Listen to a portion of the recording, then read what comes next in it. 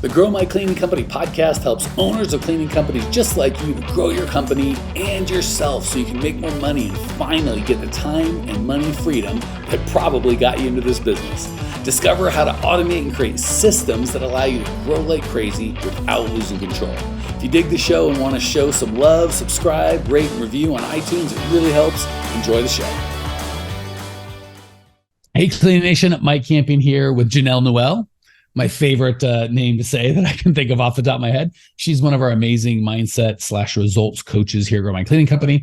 And we are going to talk about what's really important, but you may have heard it before, and I'm afraid that I don't want anyone to be like, oh, I know that. And it's like, okay, but are you doing it? Are you actually getting the results? So suspend reality or any judgment if I've heard that before, just for the first minute or two, and just jump in and go, am I actually doing it? Am I actually getting results? And if you are, skip to the next podcast. And if you're not, stick through it to the end.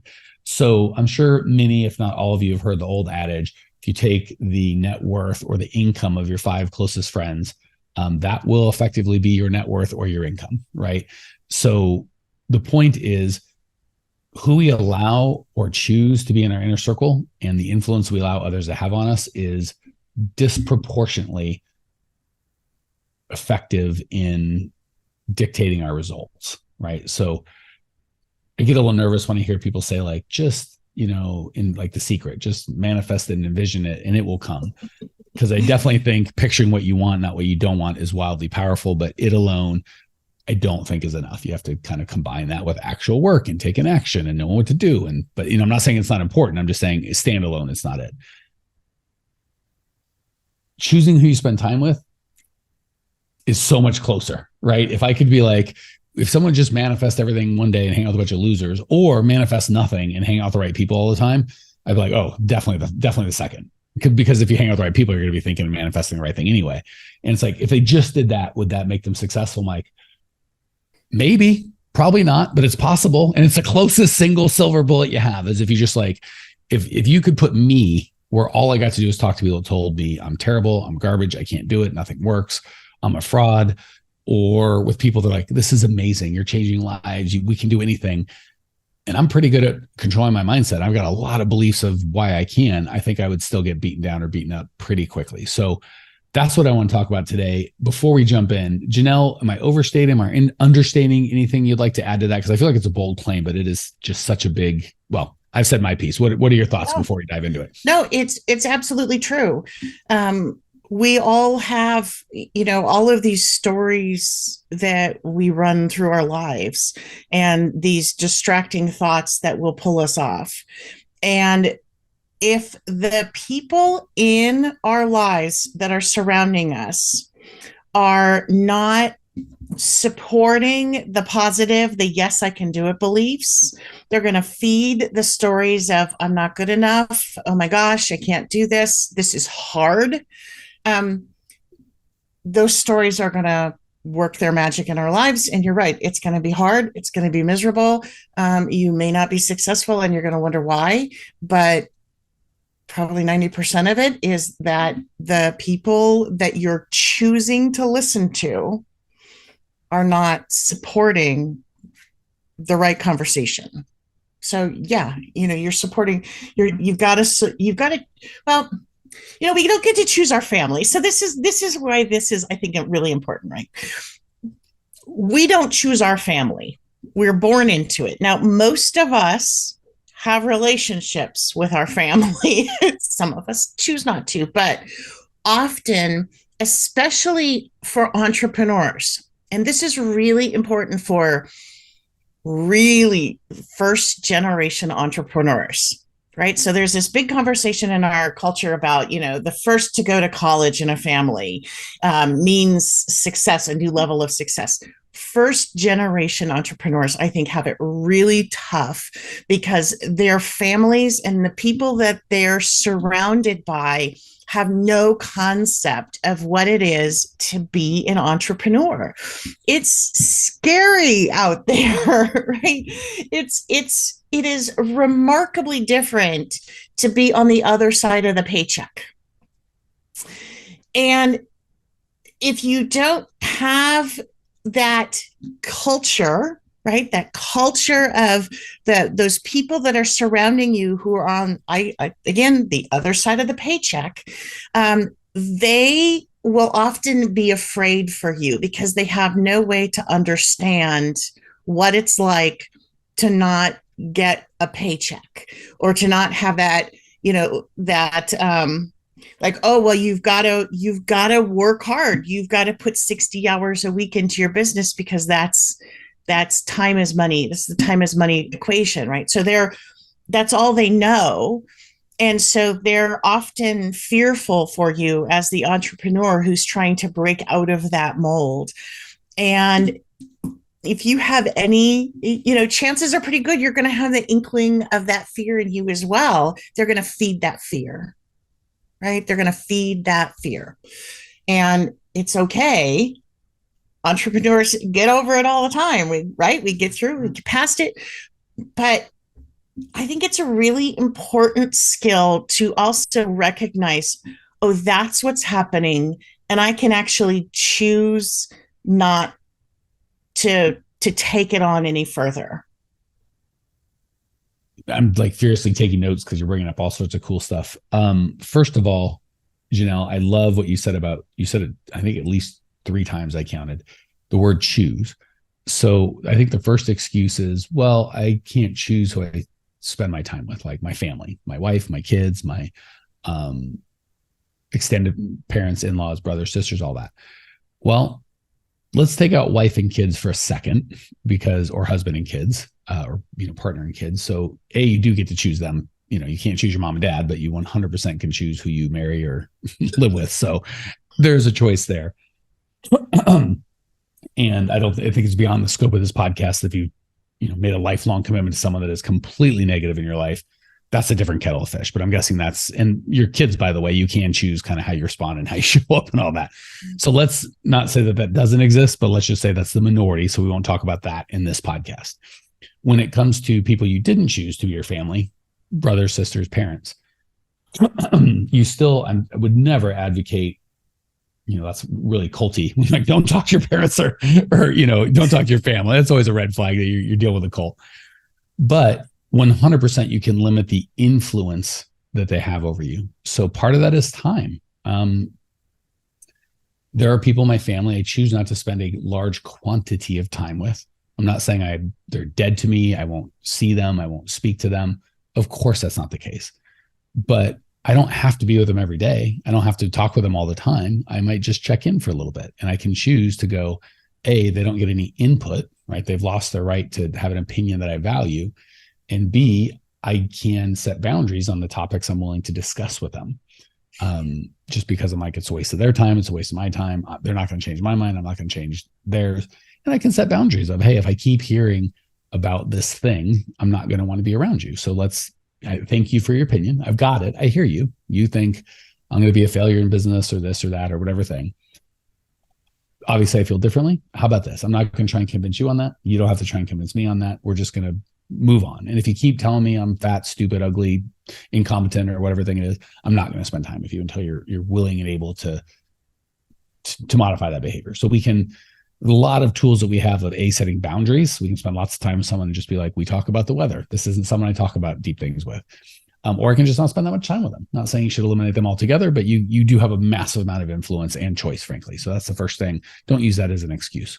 And it's not just who you choose not to spend time with. It is who you choose to spend time with, which is even more important. So if you fill your life with a bunch of good, positive stuff, the negative stuff's not going to hurt. Second thing is, so first thing is choice. I love that. It is completely a choice. Second thing is you can always set boundaries around both on quantity and quality and depth of time that you spend with somebody. The last thing I wanted to mention, get Jenell's feedback on, is I found there's really 2 instances people can really screw you up. One is they're, just like Jenell said, fearful, and your success scares them, because if you succeed and they don't, they feel like somehow that's made them less than. And your failure scares them because they love you and they don't want you to succeed. So you put them in this awkward position where if you fail, they feel terrible. And if you succeed, they feel terrible. So they, they're just feeding their own fears. So that's one person you can kind of identify. You don't have to judge it like you're bad, you're trying to do this to me. It's like, I get it. I might feel the same way if, we both went to the same college or high school, or if we're brothers and sisters, we grew up together and I'm making $500,000 a year in profit and you're making $50,000. That's going to be a weird thing. Like, that's not a bad thing. And maybe they're like, I'm a teacher, a police officer, and I get paid what I get paid. And it's like, that's a great job. There's nothing wrong with that. So even though I may not be judging them, doesn't mean that they don't have weirdness about it as well. They're just, some things just are, and that's okay. So I just identifying, you don't have to judge it. You just have to go, I get it. I make 5 times, 10 times what this person makes, or have the potential to, and that's scary to them. And they love me and they're like, oh my gosh, get a job, get an education. That's secure. And it is secure. And it's not saying it's bad, but as an entrepreneur, security is not one of the top, certainly short-term. Long-term, you have way more security than anyone else, but short-term, that may be the case. So that's one. And the other one, which is more insidious because we don't see it, is the always a fan. Whatever you do, even when you do stupid things or you run off a cliff, you're great, Jenell. You're going to be the best. I love you. You're going to do great. Well, I'm working 60 hours a week and having a nervous breakdown and I'm broke. It'll be fine. You're going to be fine. Everything's fine. It's not your fault, because we always have stories of this is why, and it's not, and everything's going to get better. As an entrepreneur, we're like built in with stories. And someone that no matter what you say has fear is going to be a tough one to get any growth from or with. And then someone that always tells you you're on the right track, no matter what track you're on, is going to be tough to get even growth. So those are the two kind of red flags I see to identify. Real quick, Cleaning Nation, if you can think about how you found out about this podcast, maybe a tweet, a Facebook message, iTunes search, some sort of Instagram post, the only way we grow is word of mouth. We don't do paid ads. We don't run ads. You are it. The only ask I have is if you're getting value, share the love. However you found out about this, if it's a review or post, whatever it is, do that. Pay it forward so the next cleaning company owner can change their life as well. Back to the show. Any thoughts on any of that? Is there a third type? Do you see those as identifying? And when you start seeing those people in your life, how do you, I don't want to spend too much time getting the bad people out, because I think it's pretty self-explanatory, but getting the good people in is where I like to spend the most time. So any thoughts on any of that? And if not, how do we kind of find these good people and cultivate time and relationship with them? Yeah, no, those are really great red flags. The other red flag that I like to watch for, though, is also the person that wants to give you advice and has never done it before, right? Those people will just cut you off at the knees and you don't even know why, like why or how. So 3 red flags. How to find the people. I love this because this is really great. So how to find the people who are, who you want to surround yourself. Look for people that are successful entrepreneurs in your areas, right? So, our audience here is people with cleaning businesses. Well, as you're going out, if you're networking, if you're talking to other successful entrepreneurs, other business owners, not only are you networking for your business, but you're sharing ideas, right? You're sharing that energy of success with other people who are also doing it. Go to conferences, talk to people or listen to people who are excited about growing entrepreneurs, right? So not just, and this, Mike, is where like you and I are totally in agreement. It's not enough to just be, okay, I'm going to manifest. I'm going to have a vision board. I'm going to grow my business to look like this. But then not backing it up with action. So you want to surround your people who are showing you the evidence of their success through the actions that they're taking. Maybe they're trying things and they're failing, but they keep getting up. If you can watch people do that resilience that they have, and you spend time with them, you are going to take that on as well, right? Like that's the good juicy stuff about who you surround yourself with. But listen to the people and look to the people who are have already successfully done what you want to do. So that's A, 100% on target. B, let me add some nuance to that, because I've gotten burned or seen people get burned with the high level. So let me just take that down a level or two. One, make sure they're successful in exactly what you want them to do, or exactly what you want. So I have a coach that I work out with who knows a lot more about physical health and how the body mechanics work and weights and what they'll do and what they won't do and how to do it effectively and get the blah, blah, blah, blah, blah. And when it comes to all things health, I listen to him. He is much smarter than me. When it comes to business, he has thoughts. I don't really listen to those. Not because he's not a great guy or smart guy. It's just, I see his business and what it's creating for him. And I see my business, what it's creating for me. And I choose mine. So there can also be business coaches that are on their 6th divorce who maybe you don't listen to them so much about relational advice. Right? So make sure that not only are they yes, having done what you want, huge. Even better if they're doing it right now. Even better if they've helped other people do it. Even better if they've helped lots of other people do it, right? Then it's a pretty repeatable, like, well, if they've helped, 26 and a half people do this out of 30 or 32 they've tried, the chances I'm the unlucky dude or gal that, they can't help, unlikely. Second, and again, now you're moving more into a coach, right? Because if you've helped dozens and dozens of people, that's probably a coach. Rarely do people on their own spare time are able to mentor that many people for free with that kind of results. It's just not plausible. So if it's not a paid relationship, you might just have to settle for they're living the exact life that you want, and bonus if they've helped one or two, right? But to expect someone who's not doing this for a living to have helped dozens is unreasonable. Make sure they are getting the results that you want because of what they're doing, not in spite of. This is another prickly pear. I've seen people that are doing a couple $1 million in business, but again, when I say get the exact results you want, they're doing a couple $1 million in business, but they're broke, or they're working 60 hours a week, or they're miserable. So we go to them for quote unquote coaching or mentorship or whatever you want to call it, but they're not living the exact life that we want. They're living part of it. They got a $2 million business, but they're working 80 hours a week and they're only making $87,000 a month or a year. And it's very risky, right? Sometimes they can't make payroll and there's all this other stuff. It's like, was that really the life that you want? We kind of get caught up in the 2 million part. I want a $2 million business, but it's like, hold on. Are they living the exact life that you want? So make sure that they're living all of it. And then the last thing is make sure it's because of what they're doing, not in spite of. So if they're like, I started this thing 3 years ago and now I'm doing $2 million and I'm making, $500,000 in profit and I only work 15 hours a week and or I work 40, but it's very fulfilling. Well, that's pretty daggum good. Could be another guy whose dad started it 50 years ago and he took it over 20 years ago and it was doing about the same revenue it was doing now, or it's grown for inflation a little bit. Well, is he winning because of that? What he did may not have a lot to do with the result he got. So you just want to make sure you're kind of like with a website. People look at the website and be like, this guy is crushing it, so I'm going to knock off his website. Well, is he winning because of the website or in spite of the website? It's very, this guy's been around for 20 years. He doesn't do any social media and he's doing $2 million a year. Well, is he doing $2 million a year because he doesn't do any social media or in spite of? So just make sure you see the whole picture, right? Or is it not just top line, but is it bottom line? Is it not just bottom line, but is it the life that they're living? Are they getting the results because of the things that they're doing or in spite of the things that they're doing? So you've got to be really, really particular. Last thing I'm going to say, and then I'll turn it over to Jenell to kind of wrap us because we're already kind of deep into this, is give, don't ask. People, again, that's without pimping our own stuff too hard. I like the coaching relationship because I can expect, I can demand. We were going to redo our backyard a couple years ago, and my brother is a landscape architect, or he's an interior designer, and he's done landscape architects he's very qualified for the job. And he's like, no, we'll do it for free. Of course, don't worry about it. I was like, no, I want to pay somebody.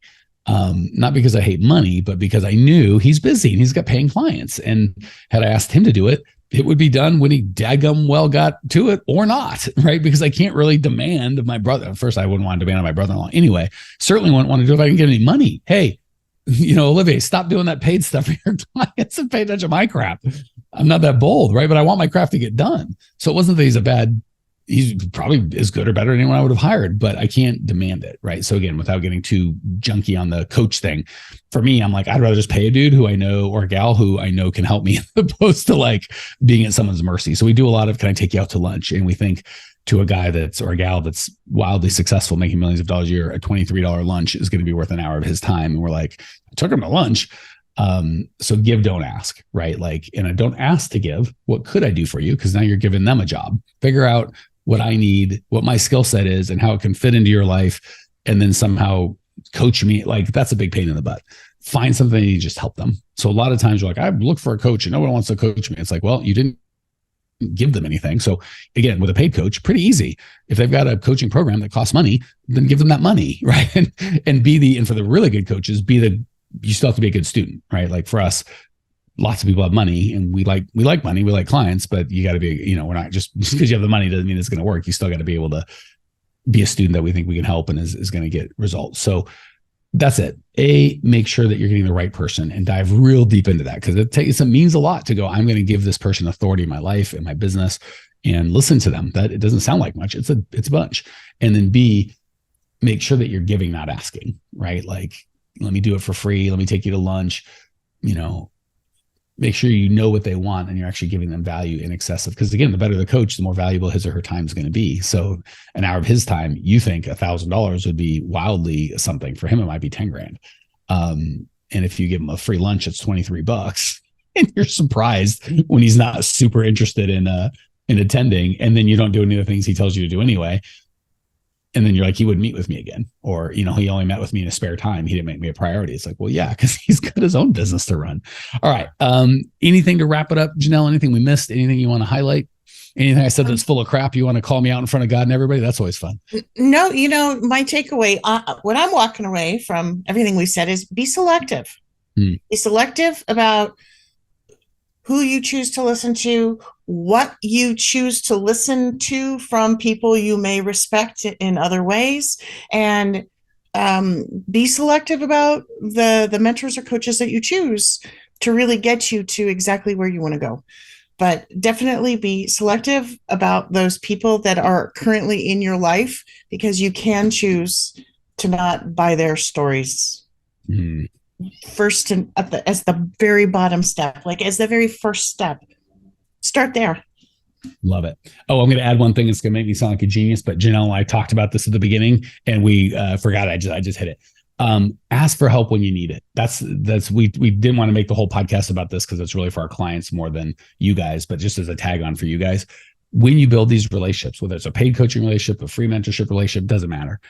We see this over and over and over again. When people are kicking butt and taking names and they're loving life and they're winning, they're all up in our business. Like, let's get coached. I'm in the community. I'm loving it. And it's great. It feels good. And then they do good. And it's amazing. Exactly what they need. The problem is when they're not doing well and they're struggling and they really, really need it, that's when they hide. Right. So again, it's a paid relationship. We can kind of go after them a little more because we have their money. We want to make sure we get results. When it's just a friend or a kind of casual coaching relationship, they're probably not going to chase you. Like, they're doing other crap. So you kind of got to be a bigger boy or a bigger girl and be like, I'm going to reach out. Of course, I'm going to reach out when it feels good. Like, same thing with working out. Like, the days you feel like working out, you don't get any credit for those. Good, go do it. It's the days you don't feel like working out, you still go do it. That's when you build the darn muscle. So same thing, the days are, God forbid, weeks or months, you're like, I just need to figure this out on my own. And here's what it sounds like in your mind. And Jenell, feel free to add some of these because you've heard them. I just need some time on my own. I want to figure this out on my own. We justify it. We don't go, I know I need help, but I'm a stubborn jerk and I'm too lazy to get help. So I'm just going to do the dumb thing and fix it. We don't say that. We say fancy sounding things like, oh, I'm still implementing what we had before. I just know what he's going to say, or I just need a couple of weeks to sort it out, or just excuse after excuse after excuse to do nothing. So my biggest thing is, once you've built this relationship with somebody, or ideally people that support you and that you trust and can help you, when you don't feel like going to them, that's the time you got to go to them. Anything to add, Jenell? Oh, you totally nailed it. Once again, Mike, I think Jenell says we're good, kids. All right. If this has been helpful at all, go to growmycleaningcompany.com. Tons of free resources. We've got a Facebook group, a community of like 15,000 people. I go live on there every week as of this recording. And that's a great opportunity to just meet other people that are a little further ahead and go both ways, right? If you're further ahead and someone asks for a little help, maybe be some generous with your time and give them some help. And if you're a little behind, again, don't ask the guy or gal further ahead for their help, trying to find out a way you can serve them in their life and let it grow naturally. All right, growmycleaningcompany.com. Check it out now. We'll see you there. Well, here we are, the end of the podcast, and you made it. Great job. I've got a little bonus for you for sticking through with me. But like I mentioned before, if you got value out of this podcast and you want to show a little love, subscribe, rate, and review on iTunes, Spotify, wherever the heck you're listening to this thing. Share it with a friend. Share the love. And as a special thank you for those of you that stuck with me to the end, how about I give you my personal phone number so we can text? It's a great way for me to get to know you, your business, your goals personally. So shoot me a text now, 602-932-6431, 602-932-6431. I am the only one who responds to these texts, and I will personally respond to everyone I possibly can as long as this number is manned. Don't know how long we're going to keep this at the end of the podcast, so grab it now, 602-932-6431. Give me a text, say hey, can't wait to meet you.